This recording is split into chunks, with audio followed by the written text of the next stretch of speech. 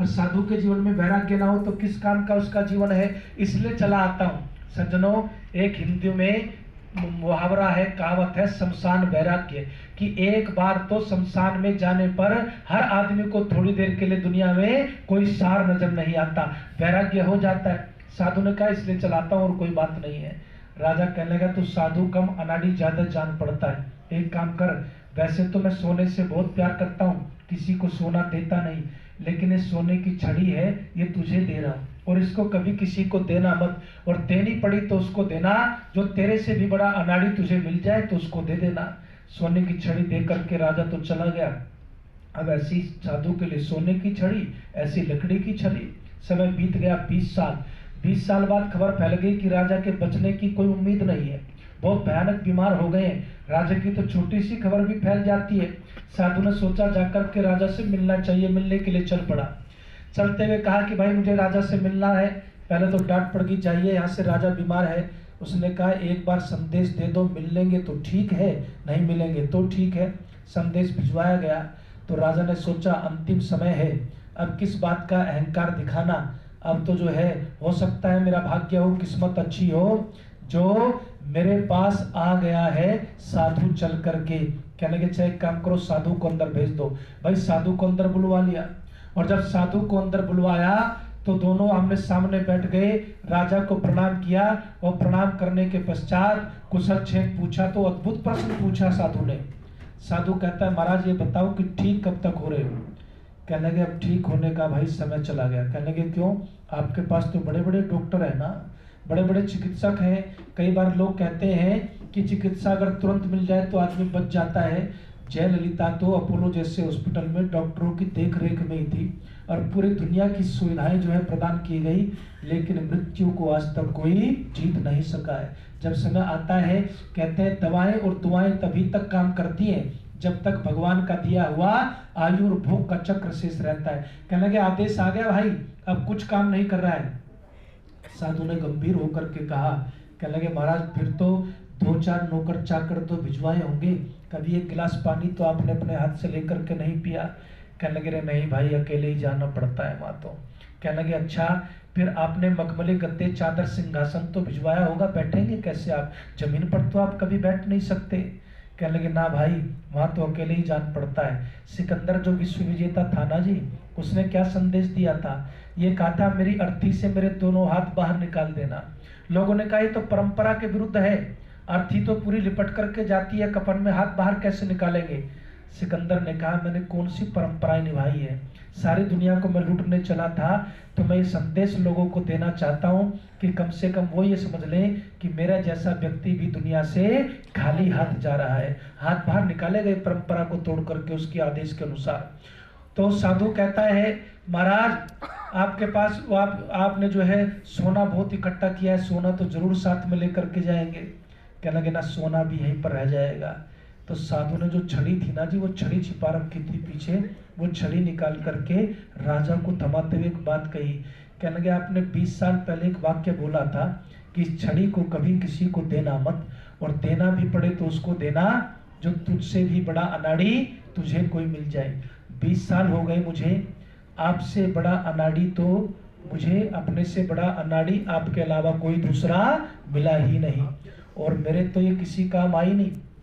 हो सके तो ये छड़ी आप भी अपने साथ लेकर के चले जाना। जब ये बात कही तो राजा कहता है कैसे अनाड़ी हूं मैं, ये तो समझा दो। कहता जिसके पीछे सारी जिंदगी झोंक दी आपने, नैतिक अनैतिकता का ख्याल भी नहीं किया, वो तो सब यहीं पड़ा रह गया। राजा की आंखें भर गई, कहता है काश जीवन रहते हुए बात समझ में आ जाती, आज मैं भी लोगों की दुआएं लेकर के जाता, आज भी मैं भी शुभ कर्मों की गठरी बांध करके, पुण्यों की गठरी बांध करके अपने साथ लेकर के जाता। सदेश शरद चंद्र जी का जीवन ऐसा ही जीवन रहा है, जो दूसरों की दुआएं लेकर के गए, दूसरों की शुभकामनाएं लेकर के गए, और जो शुभ कर्मों की गठरी बांध करके गए हैं। उनकी धर्मपत्नी भी बहुत उच्च कोटि की विदुषी है, भाग्यशाली है। मैं तो यही कहता हूँ परमात्मा आपको स्वस्थ रखे, और उनके पुत्रों से यही कहता हूँ बस जितने अच्छे आपके संस्कार हैं, जितने आप योग्य हैं, ये आपके माता पिता का आशीर्वाद है। बस इनकी ऐसी सेवा कीजिए कि इस दुख को ये सहन करके जीवन को साधारण रूप से जीवन में आगे बढ़ती रहे। मैं शायद ऐसे लोगों के लिए कबीर ने लिखा है, जब तुम आए जगत में जग हंसा तुम रोए, ऐसी करनी कर चलो तुम हंसो जग रोए। वो तो हंसते मुस्कुराते हुए गए। हमारी सबकी आंखें श्रद्धा से नम है। परमपिता परमात्मा से यह प्रार्थना करता हुआ कि हे प्रभु, दिवंगत आत्मा को अपने चरणों में स्थान देकर शांति एवं सद्गति प्रदान कीजिए। इस परिवार को इस दुख को सहन करने की शक्ति दीजिए। हम सबको उनके पद चिन्हों पर चलने की अंतः प्रेरणा दीजिए। इन शब्दों के साथ वाणी को विराम।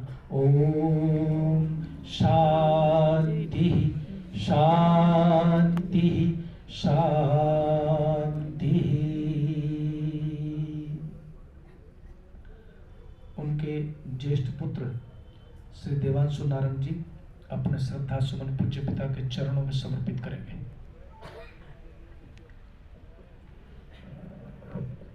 तो हाथ दर्द हो गए।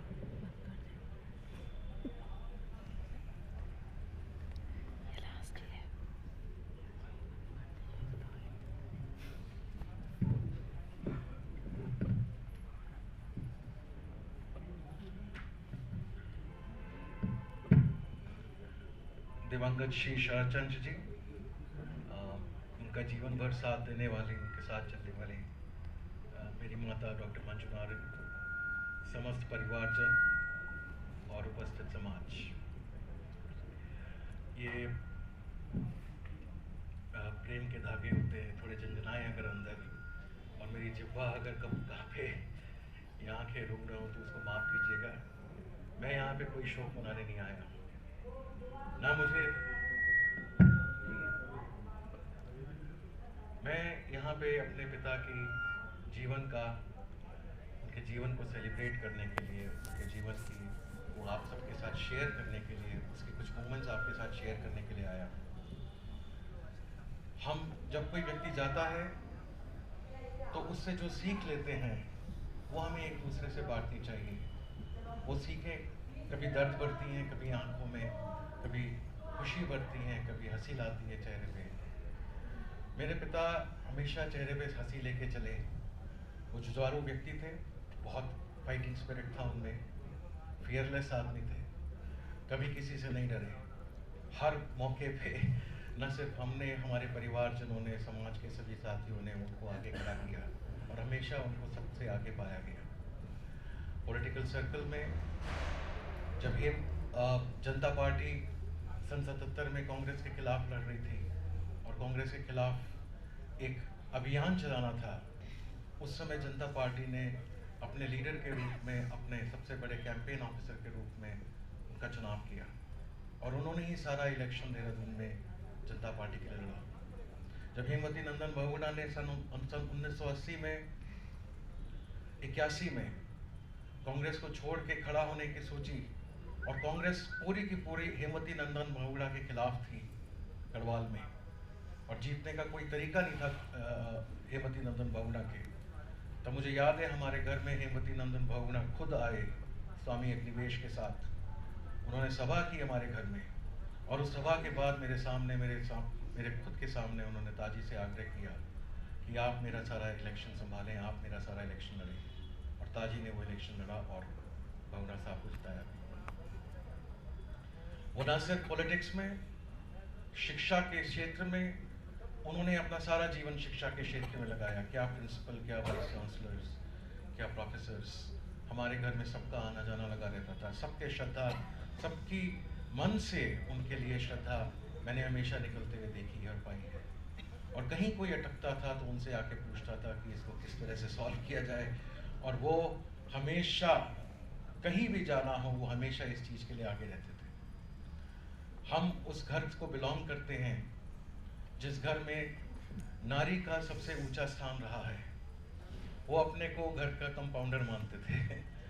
हमारे घर में मेरी दादी पीएचडी डॉक्टर, मेरी दोनों बुआएं पीएचडी डॉक्टर, मेरी माता डीलिट, मेरे फूफा जी प्रोफेसर गौतम सेन डॉक्टर, मेरे मामू प्रोफेसर अशोक अरोड़ा जी जो हमारे साथ बैठे हैं डॉक्टर।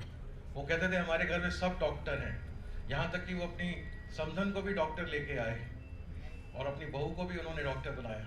और वो कहते थे मैं ऑफिशियल कंपाउंडर हूँ। तो घर के सब डॉक्टर आज हमारे कंपाउंडर साहब चले गए हैं, परंतु कोई बात नहीं, हम यहाँ पे उनके साथ उनके जीवन से अच्छी अच्छी चीज़ें लेके आगे बढ़ने की कोशिश करेंगे। और आज के दिन में उन्होंने शिक्षा के लिए अपने घर में भी इतनी ज्योति जलाई है कि आज उनकी पौत्री पार्थिवी एरोस्पेस इंजीनियर बन के वो भी शायद आगे डॉक्टर बनने की सोच रही है। उन्होंने सबसे बड़ी चीज उनका जो जीवन की तरफ जो a will to a love for life, a will for life, वो उनकी हमेशा रही। लास्ट के 6.5 साल उन्होंने बहुत कष्ट में थे। उनको भगवान ने उनको हर तरीके से, जैसे मेरी दादी के साथ लास्ट में 2 साल किया था, वैसे इस शरीर को नाश करने के लिए भगवान ने बड़े षड्यंत्र रचे। उनको सभी तरह के कष्ट से को झेलना पड़ा, कभी नहीं आ रहे। मैंने 75 साल से उनकी उम्र थी, 50 साल का ऑलमोस्ट मेरा उनका साथ रहा है, 49 ईयर्स का। मैंने उनको कभी भी हार मानते हुए नहीं देखा। ना उन्होंने कहा कि मैंने इतने कष्टों के बावजूद भी 6 साल पहले हुआ, 4 साल पहले हुआ, 2 साल पहले हुआ,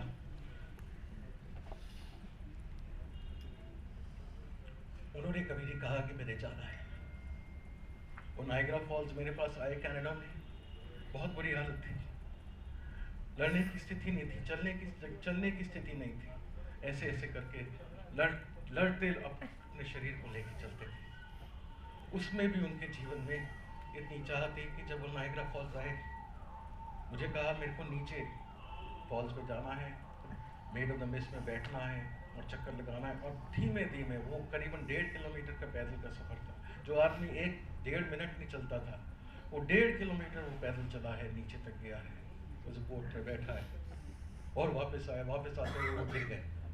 मैं कार लेने गया था, पीछे वो गिर गए, कई लोगों ने उनको संभाला और ऊपर लेके आए। तो भी उनको वो गिरना याद नहीं रहा, उनको ये याद रहा कि मैंने नायग्रा फॉल्स देख लिया। He had that kind of a will to live and fight. वहाँ पे वो, और ये भी नहीं कि किसी आम चीज़ों से लड़ना, कोई ये नहीं कि आम आदमी को पकड़ लिया उसको डराना, उससे लड़ना। उनका हमेशा ये था कि हर तरीके के कष्ट को सामने खड़े होकर करना है। वहाँ पे घर आते थे, घर में हमारे बिलियर्ड्स टेबल लगी हुई थी। मैं तो कच्चा खिलाड़ी हूँ, मैं तो हमेशा उनसे हारता था, मेरे से तो खेलता भी चाहते थे मेरे से। वो हमेशा कहते थे मेरे बेटे से लेके लेंगे, और मैंने बेटे को कई बार सिखाना पड़ता था कि भैया तुम इनसे हार जाना, क्योंकि जब तक नहीं हारोगे गुस्सा होंगे, खेलते रहेंगे दोनों। वो हमेशा जीतना चाहते थे, हर चीज़ में जीतना चाहते थे और हमेशा जीते हैं। उन्होंने कष्ट सहे, कितनी हार सही जिंदगी में, कितनी बार उनको घर में, बाहर, बिजनेस में चोटें आई, गिरे, जितनी बार गिरे उतनी बार उठे। और हमें भी यही सिखा के गए कि गिरना का कोई मतलब नहीं है। जब तक आप में उठने की चाह ना हो, तब तक इस जीवन का कोई मतलब नहीं है। और अंत में मैं यही कहूँगा उनके बारे में कि लव फॉर लाइफ से ज़्यादा उनमें जो एक चीज़ थी वो प्रेम था। और वो प्रेम जैसे मेरी दादी का था वसुधैव कुटुंबकम, उनमें भी वो प्रेम केवल परिवार के लिए नहीं था। वो प्रेम केवल प्रांशु, प्रिया, अंशु, राजी, मेरे या अपनी ऋतु, आशा, सोनिया तक लिमिटेड नहीं था। वो उतना ही प्रेम मेरी बहन, कजन सिस्टर, जो उनके लिए उनकी बेटी से ज़्यादा थी, अप्पू के लिए, अप्पू के पति दिलीप के लिए, बब्बू भैया के लिए। बब्बू भैया हमारे घर के पास रहते थे, मतलब बुआ जी आपके लिए, उनके पास सबके लिए प्रेम था। हर्ष चाचा जी, कोई ऐसा, और ये भी नहीं कि घर वाले, बाहर वाले भी वो सबके लिए खड़े होते थे उसी हिसाब से। रात को कोई बीमार हो जाए तो साथ में खड़े होकर उसी हिसाब से उनकी सेवा करते थे। ऐसा प्रेम, ऐसा प्रेम वो हमें सिखा के गए हैं। और मैं कोशिश करूँगा कि आगे भी हमारा परिवार इसी तरह से सब लोगों के साथ जुड़ा रहे। और आप लोगों से रिक्वेस्ट करूँगा कि आप लोग भी हमारे परिवार को मौका दें कि हम सब लोग, हम आपके साथ जुड़े रहें। मेरी माता यहाँ पे आई हैं, नोएडा में सारी कर्म भूमि उनकी देहरादून रही है, वहाँ पे वो बहुत एक्टिव रही, आर्य समाज में काफ़ी कार्य किया, यहाँ पे आके अब करना जा रही हैं। पिछले 6 साल ही नहीं, पिछले 40-50 साल से उन्होंने ताजी का साथ दिया है हर मोड़ में, हर मुश्किल में वो खड़ी हुई हैं उन्होंने। और लास्ट के 7 साल उन्होंने बहुत कष्ट सहे हैं, जितने दादी ने सहे हैं शायद उतने ही उन्होंने भी फिजिकल कष्ट है। आज मैं आपसे रिक्वेस्ट करूंगा कि आगे के लिए उनके साथ दें, अपना वक्त निकाल के। हम लोग यहाँ पे नहीं रहते, पर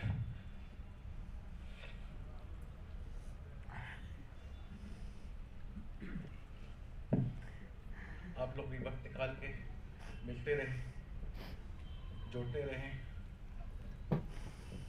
मेरा भाई सबसे छोटा कर्नल अंशु राजी हमेशा उनके लिए लगे रहे। एक पुकार देते थे, एक पुकार मामा देती थी और अंशु भाग के आता था।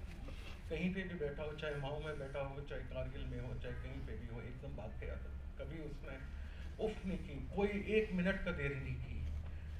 मैं सच कहूँगा, मेरे को इतनी सेवा का मौका नहीं मिला, ना मैं कर पाया। आज मैं हाथ जोड़ के अपने भाई अंशु को, राजी को धन्यवाद दूंगा कि किस तरह से उन्होंने ताजी की सेवा की है। अंत में मैं यही कहना चाहूँगा, 2 साल पहले हमारे कनाडा में एक लीगल बिल बनाई जाती है, अपनी बिल बनाई जाती है कि छोड़ के जाने के लिए, किसी को कुछ हो जाए तो कुछ को छोड़ के जाता है। मेरे पास तो ऐसा कुछ नहीं है। मैंने तो अपना जीवन जो है जिस तरह से अब लगाया हुआ है कि कोई पैसे का संचय की तरफ ध्यान भी नहीं दिया है ऐसा ज़्यादा। तो मेरी बिल तो मेरे लेख, मेरे वाक्य ही हैं। तो मैंने एक कविता उसमें लिखी थी जो गीता का संदेश भी था, जो एक तरह से शायद मैंने अपने जाने के लिए मैंने अपनी बिल में लिखा उसमें कि मेरी बेटी जो है वो मेरी लाइफ को सेलिब्रेट करेगी और मेरे जाने के टाइम पे वो कविता सबको सुनाएगी। मुझे नहीं पता था कि मुझे वो कविता अपने पिता की जाने पे सुनानी होगी, तो शायद आज जरूरी है कि मैं वो कविता आप लोगों के साथ शेयर करूँ। देव किरण फिर देव लिप्त हुई, देव किरण फिर देव लिप्त हुई, अब काहे का रोना, ना कभी मिटती ना कभी मरती, तू क्यों नीर पे रोना। एक दिन आई मुझ संग खेली, तुझ संग प्रीत निभाई, इसका ताना उसका बाना, बुनकर हाथ लगाई। हाट लगी और सौदा बेचा, हाट लगी और सौदा बेचा, सुख दुख साथ कमाए, दुख की चादर दुख की रातें आप झेल कर, दिन सुख के मुझे दिखाए। पिता गुरु शिष्य या बेटा, भाया चाचा भैया सैया, कभी दोस्त था कभी था संगी, बहुरूपी था अपना भैया। वो जब हंसता खुलकर हंसता, वो जब हंसता खुलकर हंसता, रंगों में बन राजा चलता, थर थर कांपे मुश्किल भागे, जब वो उन पर आग उगलता। तेरा मेरा छोड़ के मानुष, तेरा मेरा छोड़ के मानुष, मरा से देखो राम हुआ है। देव प्रकाश प्रकाशमय होकर, देव में आज विलुप्त हुआ है। धन्यवाद शत शत प्रभुवर का, 4 कदम जो साथ चलाया, आज विदा करके मैं जाना, जो कोई आया वो ही जाया। नवजीवन, आज ताजी क्या कर रहे होंगे शायद, नवजीवन के नव वस्त्रों में नव आंगन नई खुशियां लाता। खुश मैं हूं, खुश तुमको रहना, सीख हमें वो देकर जाता। मैं इस मंत्र को अब जपते, हंसकर आगे चलता जाता, जीवन पथ पर चलता जाता। ओम शांति। सीधे बैठ करके सामूहिक रूप से 2 मिनट का मौन रखेंगे और सामूहिक रूप से श्रद्धांजलि दिवंगत आत्मा के प्रति समर्पित करेंगे। ओम के उच्चारण के साथ मौन हो जाए।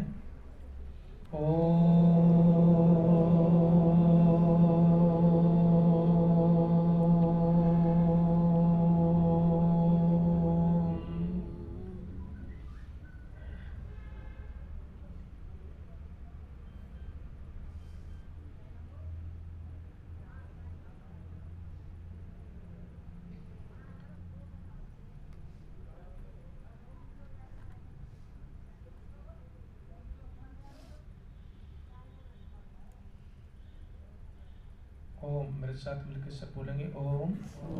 हे परमपिता परमात्मा, हे घटघट वासी अंतर्यामी, आप कृपा पूर्वक दिवंगत आत्मा को अपनी अमृतमयी गोद में स्थान देकर शांति एवं सद्गति प्रदान कीजिए। यही हमारी आपसे बारंबार प्रार्थना है। ओम शांति शांति शांति। पगड़ी का कार्यक्रम होगा, 2-4 मिनट अपने स्थान पर बैठे रहिए, गायत्री मंत्र बोलिए सब। ओम भूर्भुवः स्वः तत्सवितुर्वरेण्यं भर्गो देवस्य धीमहि धियो यो नः प्रचोदयात्। जो पगड़ी वगैरह लाइए आगे आकर के दे दीजिए।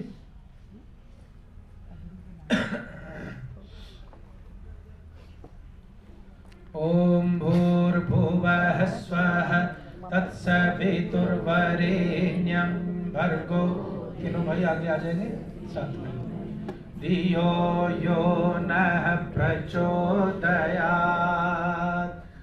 ओम स्वस्ति न इंद्रो वृद्धश्रवाः, स्वस्ति नः पूषा विश्ववेदाः, स्वस्ति नस्तार्क्ष्यो वरिष्ठनेमिः, स्वस्ति नो बृहस्पतिर्दधातु। ओम भद्रं देवा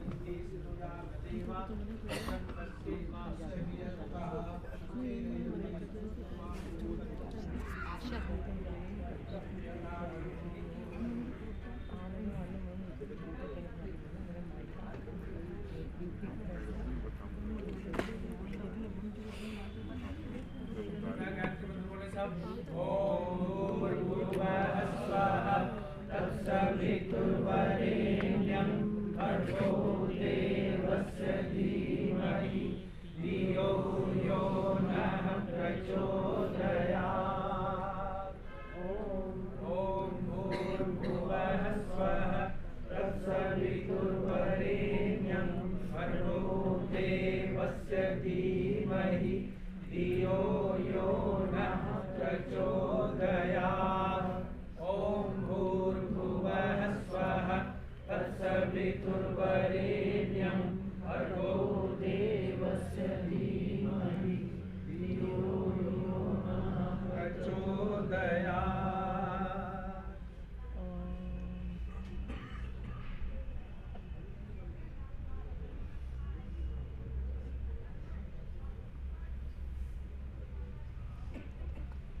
ओम स्वस्ति न इंद्रो वृद्धश्रवाः, स्वस्ति नः पूषा विश्ववेदाः, स्वस्ति नस्तार्क्ष्यो वरिष्ठनेमिः, स्वस्ति नो बृहस्पतिर्दधातु। ओम भद्रं कर्णेभिः शृणुयाम देवा, भद्रं पश्येमाक्षभिर्यजत्राः, स्थिरैरङ्गैः सुष्ठुवांसस्तनूर्भिर्यसेमहि देवहितं यदायुः। ओमान ओम तच्चक्षुर्देवहितं पुरस्ताच्छुक्रमुच्चरन् पश्येम शरदः शतं जीवेम शरदः शतं शृणुयाम शरदः शतं प्रब्रवाम शरदः शतमदीनः स्याम शरदः शतं भूयश्च शरदः शतात्। ओम भूर्भुवः स्वः तत्सवितुर्वरेण्यं भर्गो देवस्य धीमहि धियो यो नः प्रचोदयात्।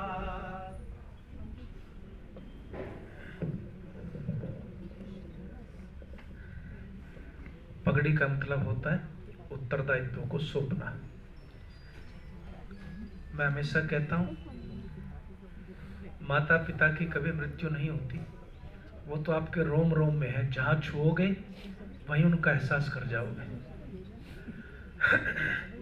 बस उनके पद चिन्हों पर चलते रहिए, भगवान करे आप स्वस्थ रहें और उनका नाम रोशन करते रहें, ऐसी प्रार्थना है।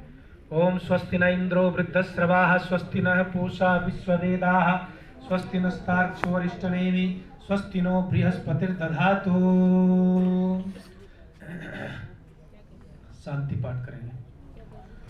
ओम द्यौः शांति अंतरिक्षं शांति पृथिवी शांतिराप शांतिरोषधय शांति वनस्पतय शांतिर्विश्वे देवाः शांतिर्ब्रह्म शांति सर्वगं शांति शांतिरेव शांति सामा शांतिरेधि।